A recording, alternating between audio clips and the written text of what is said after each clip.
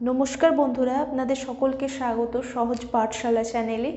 আপনারা ইতিমধ্যেই অবগত আছেন যে আমি নিয়মিত ভূগোলের যে ইন্টারভিউ বিষয়ক বিভিন্ন প্রশ্ন অডিও ক্লাস আকারে উপস্থাপন করছি এবং সেই প্রশ্নগুলির সম্ভাব্য উত্তর আমরা কিভাবে দিতে পারি তারও একটি বিস্তারিত আলোচনা করার চেষ্টা করছি। বিভিন্ন রিউমার চারিদিক থেকে উঠে আসছে যে এটা হতে পারে, ওটা হতে পারে, কিন্তু যারা আমরা ইন্টারভিউতে ডাক পাচ্ছি বা ভেরিফিকেশন প্রসেসে ডাক পাচ্ছি তাদেরকে আমি অনুরোধ করব, আপনারা শুধুমাত্র অফিসিয়াল ওয়েবসাইটের দিকেই নজর রাখুন। বিভিন্ন তথ্য পেতে বারবার সোশ্যাল মিডিয়া স্ক্রল করবেন না, এতে কিন্তু আপনার মানসিক চাপ এবং উদ্বেগ বৃদ্ধি পাবে। আর যদি ইন্টারভিউটি হয়ে যায় আর আমাদের এই গড়িমসি টালবাহানায় যদি আমরা ইন্টারভিউ প্রিপারেশনটাকে না করি সঠিকভাবে, তাহলে কিন্তু আমাদের এত বছরের যে অপেক্ষা, সেই সুযোগের হাতছানি সেটা কিন্তু আমরা মিস করে যাব। তো চলুন আজকে আমাদের যে টপিক নিয়ে আমরা আলোচনা করব এটি হলো রিজিওনাল জিওগ্রাফি অফ ইন্ডিয়া থেকে ড্রেনেজ সিস্টেম নিয়ে আমরা আলোচনা করব। তো চলুন শুরু করা যাক। আচ্ছা, প্রথম প্রশ্ন যদি আমাদের এইভাবে করা হয়ে থাকে যে হিমালয়ান রিভার এবং পেনিনসুলার রিভার এই দুইয়ের মধ্যে জিওমরফিক দিক থেকে কি তফাৎ দেখা যায়? হিমালয়ান যে রিভার, আমরা এইভাবে উত্তরটা দিতে পারি যে হিমালয়ান রিভার এগুলো অপেক্ষাকৃত নবীন, এর মধ্যে কিছু অ্যান্টিসিডেন্ট রিভার রয়েছে এবং বেশিরভাগ নদীগুলি বরফ গলা জলে পুষ্ট হওয়ায় পেরেনিয়াল বা চিরপ্রবাহী। এদের গতিপথে দীর্ঘ গভীর গিরিখাত এবং ভি আকৃতির উপত্যকা তৈরি করে। অন্যদিকে পেনিনসুলার রিভার্স এগুলি প্রাচীন, বৃষ্টি ও মৌসুমি জলবায়ুর ওপর নির্ভরশীল হওয়ায় এগুলি মূলত সিজনাল। এদের উপত্যকা ইউ আকৃতির, এছাড়া অনুভূমিক এবং এদের গতিপথ কিন্তু অপেক্ষাকৃত ছোট, মানে শর্ট, হিমালয়ান রিভারের মতো এত দীর্ঘ নয়। পরবর্তী প্রশ্ন আমাদের এইভাবে করা হতে পারে যে নদী নকশা বা ড্রেনেজ প্যাটার্ন বলতে আপনি কি বোঝেন, আর যে কোনো দুটি এরকম ড্রেনেজ প্যাটার্নের উদাহরণ দিন। আমরা এইভাবে উত্তরটি দেওয়ার চেষ্টা করতে পারি। ড্রেনেজ প্যাটার্ন বা নদী নকশা হলো কোনো অঞ্চলের ভূতাত্ত্বিক কাঠামো, শিলার প্রকৃতি এবং ভূপ্রকৃতির ঢালের উপর ভিত্তি করে সৃষ্ট উপনদীগুলির বিন্যাস। আমরা প্রথমত আলোচনা করতে পারি ডেনড্রাইটিক প্যাটার্ন বা বৃক্ষরূপী নদী নকশা নিয়ে। গাছের শাখা প্রশাখার মতো দেখতে, আর শিলা যখন হোমোজেনাস বা সমধর্মী হলে সেখানে নদীগুলি কিন্তু নির্বিচারে ঢাল অনুসরণ করে প্রবাহিত হয়, সেখানে এই বৃক্ষরূপী নদী নকশা দেখা যায়। যেমন উত্তর ভারতের সিন্ধু ও গঙ্গা সমভূমির নদীগুলি। আরেকটি নদী নকশার কথা আমরা বলতে পারি জাফরি রূপী নদী নকশা বা ট্রেলিস ড্রেনেজ প্যাটার্ন। এক্ষেত্রে কঠিন ও নরম শিলা পর্যায়ক্রমে অবস্থান করলে এই নকশা সৃষ্টি হয়। প্রধান নদী একে অপরের সমান্তরালে প্রবাহিত হয় এবং উপনদীগুলি এদের সঙ্গে সমকোণে মিলিত হয়। যেমন ছোটনাগপুর মালভূমি অঞ্চলে দামোদর নদীর উপনদীগুলি। পরবর্তী প্রশ্ন আমাদের এইভাবে করা যদি হয় যে অ্যান্টিসিডেন্ট রিভার বা পূর্ববর্তী নদী বলতে আপনি কি বোঝেন, আর এই নদীর গুরুত্ব কি? আমরা এইভাবে উত্তরটি দেওয়ার চেষ্টা করতে পারি। পূর্ববর্তী নদী হলো সেই নদী যা কোনো ভূপ্রাকৃতিক উত্থান, যেমন পাহাড় বা পর্বত সৃষ্টির পূর্বে সৃষ্টি হয়েছিল। পরবর্তীকালে ভূমি উত্তোলিত হলেও নদীটি তার পুরনো খাত ধরে ক্ষয়কার্যের মাধ্যমে গভীরতা বজায় রেখে চলতে থাকে। যেমন হিমালয় পর্বতমালা নবীন ভঙ্গিল পর্বত হলেও সিন্ধু, গঙ্গা, ব্রহ্মপুত্র নদীগুলি এই পর্বতের সৃষ্টির আগেই তাদের পথ খুঁজে নিয়েছিল, তাই পর্বত উত্থানের সময়ও এরা তাদের খাদ গভীর করে কেটে ফেলে এবং আজকের দিনে যে বিভিন্ন সুগভীর গিরিখাত বা গর্জেস এগুলি ঠিক করেছে, মানে সৃষ্টি করেছে। যেমন কাশ্মীরে সিন্ধু নদী দ্বারা সৃষ্ট গভীর গিরিখাত বুঞ্জি বা জাঁস্কার গিরিখাত। আর এর গুরুত্ব আমরা কিভাবে বলতে পারি? এটি প্রমাণ করে যে ভারতীয় পাত এবং ইউরেশীয় পাতের সংঘর্ষের আগে থেকেই এই নদীগুলি বিদ্যমান ছিল, যা হিমালয়ের ভূতাত্ত্বিক ইতিহাস বোঝার জন্য অত্যন্ত গুরুত্বপূর্ণ। পরবর্তী প্রশ্ন যদি এইভাবে আমাদের করা হয়ে থাকে যে নর্মদা এবং তাপি বা তাপ্তি এই নদীগুলি কেন পশ্চিম বাহিনী, এবং পশ্চিম বাহিনী হওয়ার জন্য এদের নদীর মোহনায় কী ধরনের ভূমিরূপ দেখা যায়? আমরা এইভাবে উত্তরটি দেওয়ার চেষ্টা করতে পারি যে পেনিনসুলার ইন্ডিয়া বা উপদ্বীপীয় ভারতের অধিকাংশ নদী পূর্ব বাহিনী হলেও নর্মদা ও তাপি পশ্চিম দিকে আরব সাগরে পতিত হয়, যা কিন্তু একটি ভূতাত্ত্বিক ব্যতিক্রম। কেন এই ঘটনা ঘটে? আমরা কারণ হিসাবে এইভাবে বিশ্লেষণ করতে পারি, এই দুটি নদী একটি রিফট ভ্যালি বা গ্রস্ত উপত্যকার ফাটলের মধ্য দিয়ে প্রবাহিত হয়। পৃথিবীর যে বিভিন্ন এন্ডোজেনেটিক ফোর্স বা অভ্যন্তরীণ শক্তিগুলি রয়েছে তাদের সঞ্চালনে মালভূমি অঞ্চলে ফাটল সৃষ্টি হলে ভূমি নিচের দিকে নেমে যায়। এই ফাটল ধরেই নদী দুটি পশ্চিম দিকের ঢাল অনুসরণ করে প্রবাহিত হয়েছে। যেমন নর্মদা নদী উত্তর দিকে বৃদ্ধ পর্বত এবং দক্ষিণে সাতপুরা পর্বতের মাঝখান দিয়ে গ্রস্থ উপত্যকা ধরে প্রবাহিত হয়েছে। আর এর ফলে কি হয়? গ্রস্থ উপত্যকার কারণে তাদের গতিপথ সুনির্দিষ্ট এবং এদের ক্ষয়কার্যের ক্ষমতা কিন্তু অত্যন্ত বেশি, তাই এরা ডেল্টা বা বদ্বীপ গঠন না করে মোহনা গঠন করে বা এস্চুয়ারি গঠন করে। যেমন গুজরাটের কাছে নর্মদা ও তাপি নদীর একটি সুগঠিত মোহনা তৈরি হয়েছে। পরবর্তী প্রশ্ন যদি এইভাবে করা হয়ে থাকে, আচ্ছা ভারতের অর্থনীতিতে এই বিভিন্ন নদী যে রয়েছে তাদের ভূমিকা বা গুরুত্ব কি? আমরা এইভাবে উত্তরটি দেওয়ার চেষ্টা করতে পারি যে ভারতীয় যে সভ্যতা সেটি মূলত নদীমাতৃক এবং নদীগুলি কেবল জল সরবরাহই করে না, তার সাথে সাথে অর্থনৈতিক জীবনরেখা হিসাবেও কাজ করে। প্রথমত কৃষি ও সেচের ক্ষেত্রে এর ভূমিকা রয়েছে। ভারতে কৃষির 70% এখনও বর্ষার ওপর নির্ভরশীল। তবে গ্রিন রেভলিউশন সফল করতে কি হলো, নদী থেকেই কিন্তু প্রধানত খাল কেটে সেচের ব্যবস্থা করা হয়েছে। পরবর্তী আরেকটি গুরুত্বের কথা যদি আমরা বলি যে বিদ্যুৎ এবং পরিবহনের ক্ষেত্রে জলবিদ্যুৎ এবং অভ্যন্তরীণ যে পরিবহন এটার ক্ষেত্রে সহায়তা করে নদীগুলি। নদীর যে তীব্র ঢাল সেখানে জলবিদ্যুৎ কেন্দ্র তৈরি হয় এবং সমভূমিতে ইনল্যান্ড ওয়াটারওয়েজ বা অভ্যন্তরীণ জলপথ পরিবহনে ব্যবহৃত হয়।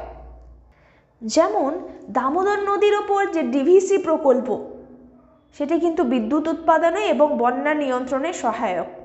আবার গঙ্গা নদীতে যে ন্যাশনাল ওয়াটারওয়ে 1 এটি কিন্তু পরিবহন ব্যবস্থাও গড়ে তুলেছে। অন্যদিকে আমরা যে সেচের কথা বললাম সেখানে উদাহরণ হিসাবে আমরা কিন্তু শতদ্রু নদী থেকে যে সৃষ্ট ইন্দিরা গান্ধী ক্যানেল, যেটা রাজস্থানের মরুভূমিকে কিন্তু উর্বর করেছে। পরবর্তী প্রশ্ন যদি আমাদের এইভাবে করা হয়ে থাকে যে রিভার ইন্টারলিঙ্কিং বা নদীর আন্তঃসংযোগ প্রকল্প বলতে আপনি কি বোঝেন, আর এর সুবিধা এবং অসুবিধাগুলি কি কি? আমরা এইভাবে উত্তরটি দেওয়ার চেষ্টা করতে পারি যে নদীর আন্তঃসংযোগ প্রকল্প বা ইন্টারলিঙ্কিং প্রজেক্ট হলো উদ্বৃত্ত জলের যে অববাহিকা সেখান থেকে ঘাটতি অঞ্চলের অববাহিকা অর্থাৎ সারপ্লাস বেসিন থেকে ডেফিসিট বেসিনের দিকে জলের স্থানান্তকরণের একটি প্রক্রিয়া বা একটি পরিকল্পনা। এর সুবিধা কি? যে উত্তর ভারতে যে অতিরিক্ত জল পেনিনসুলার যে প্লেটু সেখানকার খরাপ্রবণ এলাকায় সেচের জন্য কিন্তু জল সরবরাহ করা সম্ভব। আবার উদ্বৃত্ত জলের চাপ কমে যাওয়ায় বন্যাও কিছুটা নিয়ন্ত্রণ করা যেতে পারে। যেমন উদাহরণ হিসেবে আমরা কেন বেতোয়া যে রিভার লিঙ্কিং যা কিন্তু উত্তরপ্রদেশে জলের ঘাটতি দূর করে। অন্যদিকের অসুবিধার কথা যদি আমরা বলতে চাই, বিভিন্ন পরিবেশগত বিপর্যয় কিন্তু ডেকে আনে। যেমন নদীগুলির যে প্রাকৃতিক প্রবাহ যদি আমরা পরিবর্তন করে দিই তাহলে বাস্তুতন্ত্র নষ্ট হতে পারে।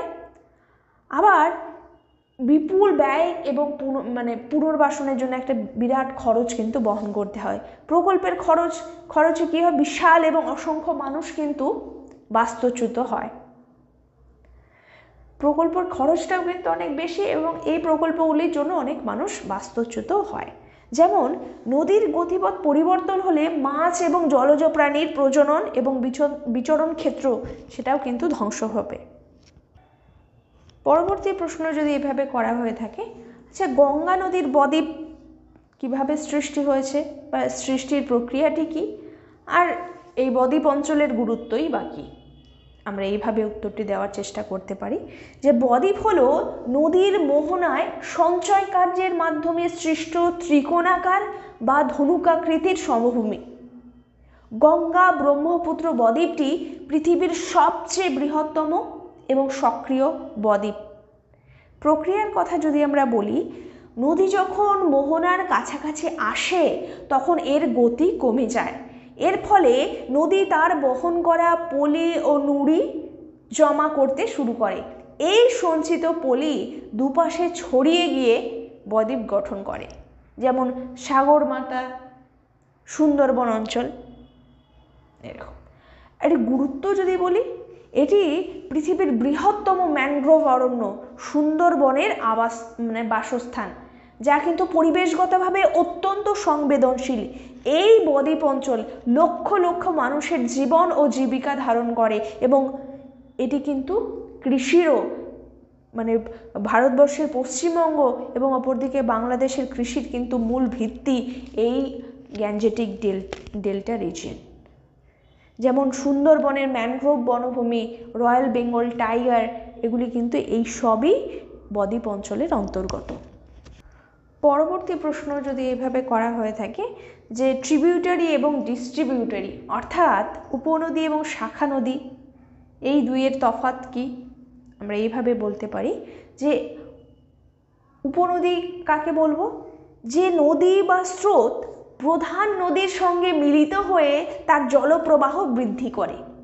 এরা সাধারণত প্রধান নদীর উৎস এলাকার কাছাকাছি বা উচ্চ ও মধ্য গতিতে দেখা যায়।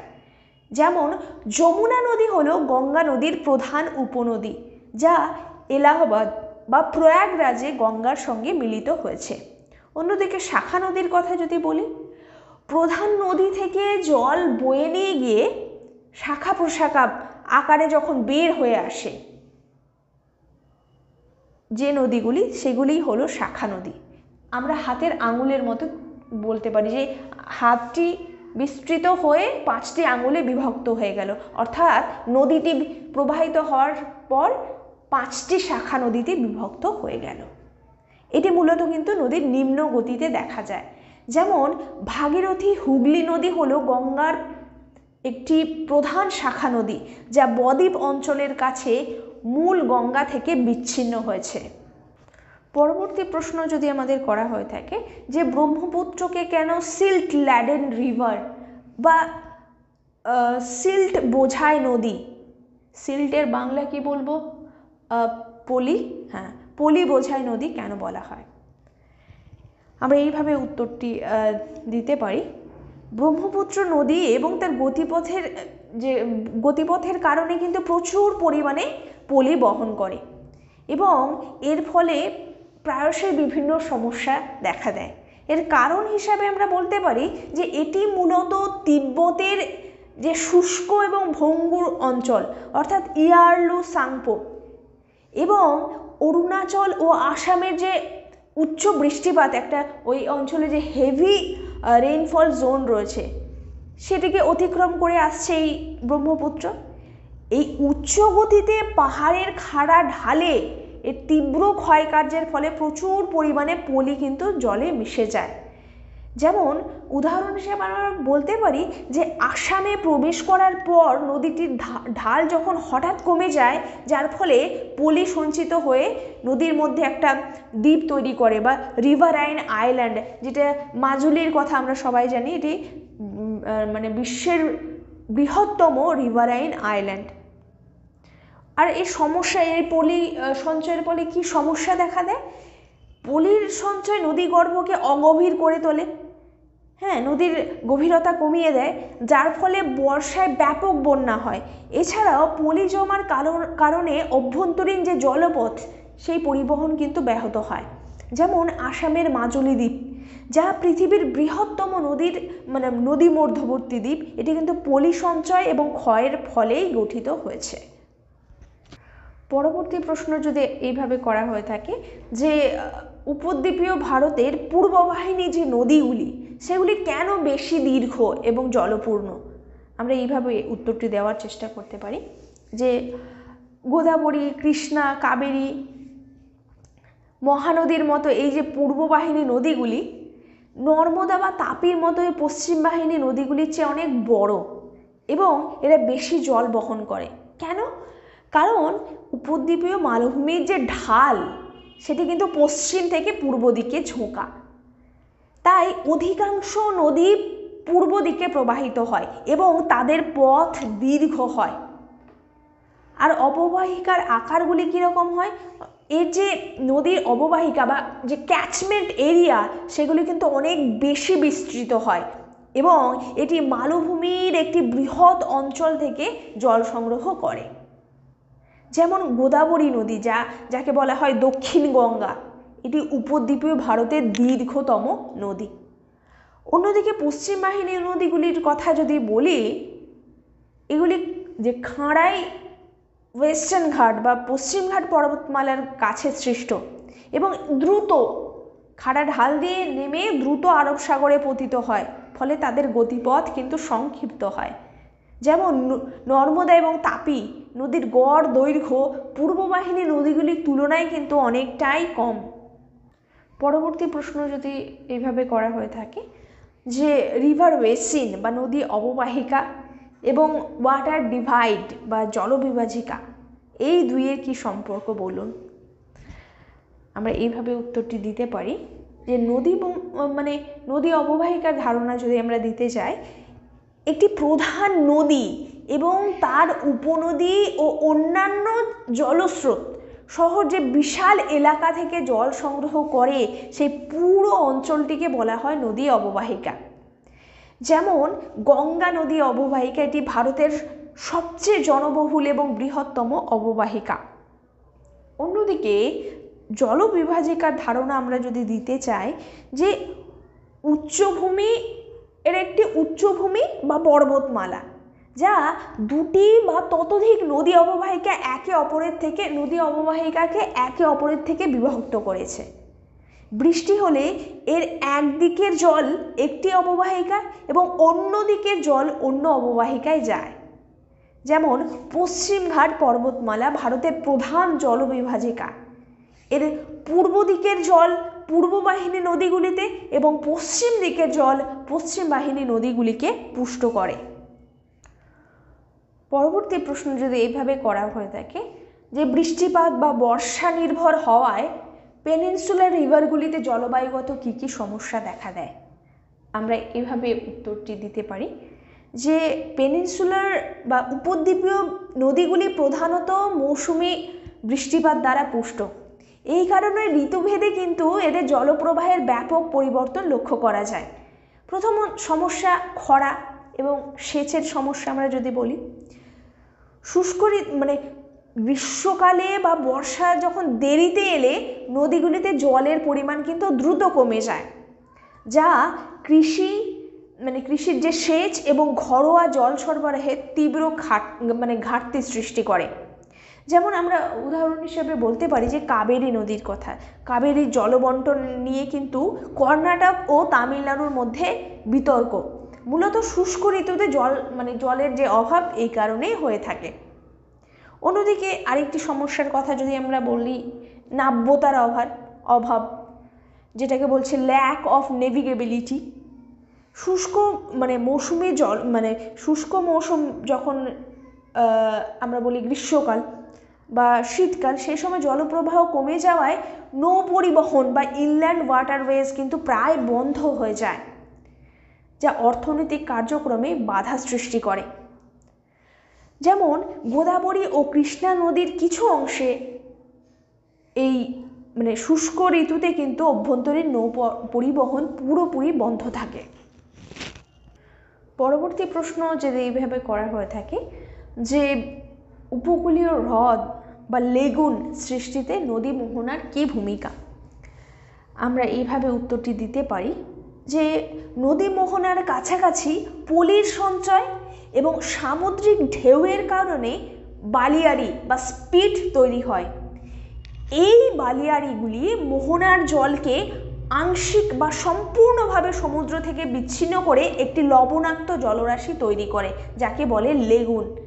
যেমন উড়িষ্যার চিল্কা হ্রদের কথা আমরা বলতে পারি, যা মহানদী নদীর বদ্বীপ অঞ্চলের কাছাকাছি গঠিত।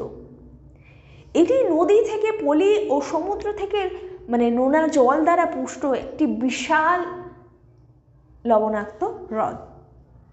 এর গুরুত্ব যদি বলি, এই লেগুনগুলি কি হয়, মাছ ধরা, বিভিন্ন জলজ প্রাণী এবং পাখির প্রজনন স্থান এবং পর্যটন ক্ষেত্র হিসাবে অত্যন্ত গুরুত্বপূর্ণ।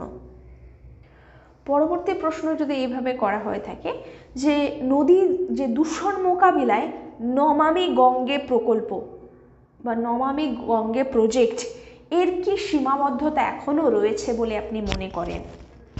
আমরা এইভাবে উত্তরটি দিতে পারি যে নমামি গঙ্গে হলো গঙ্গা নদীকে পরিষ্কার রাখা এবং সংরক্ষণের জন্য ভারত সরকার কর্তৃক গৃহীত একটি প্রকল্প। এর সীমাবদ্ধতার কথা যদি আমরা বলি, যে এখানে যে সেওয়েজ ট্রিটমেন্ট বা যদি বলি পয় নিষ্কাশন যে ব্যবস্থা এবং বর্জ্য পরিশোধনাগার নির্মাণে কিছু জটিলতা দেখা যায় এবং এই প্রক্রিয়া অত্যন্ত ধীর গতির, যার জন্য অপরিশোধিত বর্জ্য কিন্তু এখনও নদীতে ফেলা হচ্ছে। আবার আরেকটি সীমাবদ্ধতার কথা যদি আমরা বলতে চাই, আমরা বলতে পারি যে স্থানীয় জনগোষ্ঠীর যে সহযোগিতা ছাড়া এই বিশাল প্রকল্প কিন্তু সফল হতে পারে না। বিভিন্ন ধর্মীয় আচার, প্লাস্টিকের ব্যবহার এবং শিল্প বর্জ্য নিয়ন্ত্রণে কঠোরতা এবং জনসচেতনতার অভাব কিন্তু একটি বড় চ্যালেঞ্জ। শুধুমাত্র সরকারি উদ্যোগ নয়, গঙ্গার তীরে যে বসবাসকারী মানুষ, তাদের কিন্তু সক্রিয় অংশগ্রহণের প্রয়োজনীয়তা রয়েছে। পরবর্তী প্রশ্ন যদি এইভাবে করা হয়ে থাকে, আচ্ছা অন্তর্বাহিনী জলনির্গম প্রণালী বলতে আপনি কি বোঝেন? কেন সৃষ্টি হয় এই অন্তর্বাহিনী জলনির্গম প্রণালী? আর ভারতের একটি অন্তর্বাহিনী নদীর নাম বলুন। আমরা এইভাবে উত্তরটি দিতে পারি যে সাধারণত নদীগুলি সমুদ্রে গিয়ে মিলিত হয়, কিন্তু এই অন্তর্বাহিনী প্রণালীর নদীগুলি কোনো হ্রদ বা লেগুনে মিলিত হয়ে ভূমির মধ্যেই হারিয়ে যায়। কেন সৃষ্টি হয়? কারণ যদি আমরা বলতে চাই যে রাজস্থানের মতো যে মরু অঞ্চল, সেখানে উচ্চ তাপমাত্রা এবং নিম্ন বৃষ্টিপাতের কারণে নদীগুলিতে জলের সরবরাহ খুব কম থাকে। আর এখানকার বেশিরভাগ যে মৃত্তিকা কিন্তু বালুকাময় এবং সেটা পারমিয়েবল। এই ধরনের শিলা কিন্তু জলকে খুব দ্রুত শোষণ করে নেয়। উদাহরণ হিসাবে আমরা লুনি নদীর কথা বলতে পারি। এটি কিন্তু ভারতের একমাত্র গুরুত্বপূর্ণ একটি অন্তর্বাহিনী নদী। এটি আরাবল্লী পর্বতমালা থেকে সৃষ্টি হলেও গুজরাটের যে কচ্ছের রণ এর লবণাক্ত জলাভূমিতে ভূমির মধ্যে ওই জলাভূমিতে গিয়ে ভূমির মধ্যেই বিলীন হয়ে যায়। তাই লুনির জল কিন্তু সমুদ্র পর্যন্ত পৌঁছায় না। পরবর্তী প্রশ্ন যদি এভাবে করা হয়ে থাকে যে হিমালয়ের নদীর ক্ষয়কার্যের ফলে সৃষ্ট প্রধান দুটি ভূমিরূপের নাম বলুন। আমরা এইভাবে উত্তরটি দিতে পারি যে হিমালয়ের নদীগুলি উচ্চ গতিতে তীব্র ক্ষয়কার্যের মাধ্যমে তৈরি করে এমন ভূমিরূপ যা কিন্তু প্রাচীন মালভূমির নদীতে সম্ভব নয়। একটি ভূমিরূপের কথা আমরা বলতে পারি গিরিখাত বা যেটাকে বলছি গর্জ, এটি অত্যন্ত গভীর এবং সংকীর্ণ উপত্যকা যা ভার্টিক্যাল ইরোশন বা নদীর নিম্ন ক্ষয়ের ফলে তৈরি হয়। নদীর শক্তি যখন ভূমির উত্থানের চেয়ে অনেক বেশি শক্তিশালী, ক্ষয় শক্তি যখন অনেক বেশি শক্তিশালী, তখন কিন্তু এই ভূমিরূপ তৈরি হয়। যেমন সিন্ধু নদের বুঞ্জি গিরিখাত বা বুঞ্জি গর্জ এর কথা আমরা বলতে পারি, যা কয়েক হাজার মিটার পর্যন্ত গভীর। আরেকটি ভূমিরূপের কথা আমরা বলতে পারি যেটি নদীর উচ্চ গতিতে দেখা যায়, যেমন ওয়াটারফল বা জলপ্রপাত। নদীর গতিপথে কঠিন এবং নরম শিলা পর্যায়ক্রমে থাকায় অসম ক্ষয়ের জন্য কিন্তু হঠাৎ করে জল নিচে পতিত হয়। যদিও হিমালয়ের নদীগুলিতে জলপ্রপাত কম, তবে এর যে বিভিন্ন উপনদীগুলি রয়েছে এখানকার যে খাড়া ঢাল সেই বরাবর কিন্তু অসংখ্য জলপ্রপাত এরকম দেখা যায়। পরবর্তী প্রশ্ন যদি এভাবে করা হয়ে থাকে যে জলবায়ুর পরিবর্তনের সাথে সাথে হিমালয়ের যে বিভিন্ন নদী তাদের জলপ্রবাহে কীরূপ পরিবর্তন দেখা দিচ্ছে বা ভবিষ্যতে আরও কীরকম পরিবর্তন দেখা দিতে পারে, আমরা এইভাবে উত্তরটি দিতে পারি যে হিমালয়ের নদীগুলির প্রধান উৎস হলো কিন্তু হিমবাহ বা গ্লেশিয়ার। জলবায়ু পরিবর্তনের সাথে সাথে কিন্তু এর ওপর হিমবাহের যে স্বাস্থ্যকে কিন্তু ব্যাপকভাবে প্রভাবিত করছে। প্রথম দিকে কি হচ্ছে, এই যে গ্লোবাল ওয়ার্মিং বাড়ছে, যখন গ্লোবাল ওয়ার্মিংয়ের ফলে যখন উষ্ণতা বৃদ্ধি পাচ্ছে, তখন হিমবাহগুলি দ্রুত গলতে শুরু করায় আগামী কয়েক দশক কিন্তু জলের প্রবাহ আপাত দৃষ্টিতে বৃদ্ধি পাবে। এর ফলে বন্যা ও আকস্মিক জলস্ফীতি দেখা দিতে পারে। যেমন গঙ্গোত্রী বা সিয়াচেনের মতো হিমবাহগুলি গলে যাওয়ার হার কিন্তু প্রতি বছর বাড়ছে। আর এর দীর্ঘমেয়াদী প্রভাব কীরকম হতে পারে? একবার হিমবাহ গলে শেষ হয়ে গেলে নদীগুলির যে জলের উৎস তা কিন্তু স্থায়ীভাবে বন্ধ হয়ে যাবে। ফলে গ্রীষ্মকালে জলপ্রবাহ ব্যাপকভাবে কমে যাবে বা নদীগুলি শুষ্ক হয়ে যাবে। এর ফলে যে হিমবাহ নির্ভর যে কৃষি এবং জলবিদ্যুৎ কেন্দ্রগুলি চরমভাবে ক্ষতিগ্রস্ত হবে। পরবর্তী প্রশ্ন যদি এভাবে করা হয়ে থাকে, আচ্ছা জলবিদ্যুৎ উৎপাদনে নদ নদীর ভূমিকা কি? আমরা এইভাবে উত্তরটি দিতে পারি যে জলবিদ্যুৎ হলো এক ধরনের রিনিউয়েবল এনার্জি যা নদীর জলকে কাজে লাগিয়ে টারবাইন ঘোরানোর মাধ্যমে তৈরি হয়। এবার নদীর কি ভূমিকা যদি আমরা বলি, নদ নদীর ভূমিকা, প্রথমত যে হিমালয়ের যে নদীগুলিতে সারা বছর ধরে কিন্তু জলের একটা স্থিতিশীল প্রবাহ বজায় থাকে, কারণ এগুলি পেরেনিয়াল রিভার। আর খাড়া ঢাল থাকার জন্য জলবিদ্যুৎ উৎপাদনের আদর্শ পরিবেশ কিন্তু এখানে তৈরি হয়। যেমন শতদ্রু নদীতে তৈরি ভাকরা নাঙ্গাল ড্যাম, এটি ভারতের অত্যন্ত গুরুত্বপূর্ণ একটি বহুমুখী নদী পরিকল্পনা। অন্যদিকে উপদ্বীপীয় নদীগুলি বা পেনিনসুলার রিভারের কথা যদি আমরা বলি, এগুলির মধ্যে যে কৃষ্ণা বা কাবেরী নদীর উপর একাধিক ছোট ছোট বাঁধ তৈরি করে এখানেও কিন্তু জলবিদ্যুৎ উৎপাদন হয়ে থাকে। উদাহরণ হিসাবে আমরা বলতে পারি যে অন্ধ্রপ্রদেশ ও তেলেঙ্গানার সীমান্তে কৃষ্ণা নদীর ওপর নাগার্জুন সাগর বাঁধ, এটিও কিন্তু একটি গুরুত্বপূর্ণ জলবিদ্যুৎ কেন্দ্র। পরবর্তী প্রশ্ন যদি এইভাবে করা হয়ে থাকে, আচ্ছা উত্তর ভারতের একটি নদীর গতিপথ পরিবর্তন হয়েছে এরকম একটি নদীর নাম বলুন। আর এই গতিপথ পরিবর্তনের ফলে কি প্রভাব বা কি ইফেক্ট দেখা গেছে, আমরা এইভাবে উত্তরটি দিতে পারি যে উত্তর ভারতের যে সমভূমি তার নদীগুলি মূলত তার যে অ্যালুভিয়াম বা পলল সেটা ভূমির ওপর দিয়ে প্রবাহিত হওয়ায় তাদের গতিপথ পরিবর্তন করার কিন্তু প্রবণতা দেখা যায়। যেমন উদাহরণ হিসেবে আমরা কোশি নদীর কথা বলতে পারি। এই নদীকে বিহারের দুঃখ বা সরো অফ বিহার বলা হয়। গত কয়েক দশকে এটি তার মূল গতিপথ থেকে পূর্ব দিকে প্রায় 150 কিলোমিটার সরে গেছে। এর প্রভাবের কথা যদি আমরা বলতে চাই, যে নদীর গতিপথ পরিবর্তন হয়, অসংখ্য গ্রাম এবং কৃষি জমি হঠাৎ করে বন্যায় তলিয়ে যায়। এর ফলে মানে স্থানীয় মানুষের ব্যাপক স্থানচ্যুতি বা যেটাকে বলছি ডিসপ্লেসমেন্ট ঘটে এবং কৃষি অর্থনীতি সম্পূর্ণভাবে ধ্বংস হয়। যেমন কোশি নদীর এই কারণে কিন্তু প্রতি বছর উত্তর বিহারে ব্যাপক ক্ষয়ক্ষতি হয়। আজকে আমাদের পরবর্তী এবং সর্বশেষ প্রশ্ন, নদীকে কেন লিভিং এন্টিটি বা জীবন্ত সত্তা বলা হয়ে থাকে? বলুন। আমরা এইভাবে উত্তরটি দিতে পারি যে ভারতের নদী কেবল একটি প্রাকৃতিক সম্পদ নয়, বরং এটি ধর্মীয়, সাংস্কৃতিক ও ঐতিহাসিক কারণে একটি মানে লিভিং এন্টিটি বা দেবীর মর্যাদা পায় বা জীবন্ত সত্তা বলা হয়ে থাকে।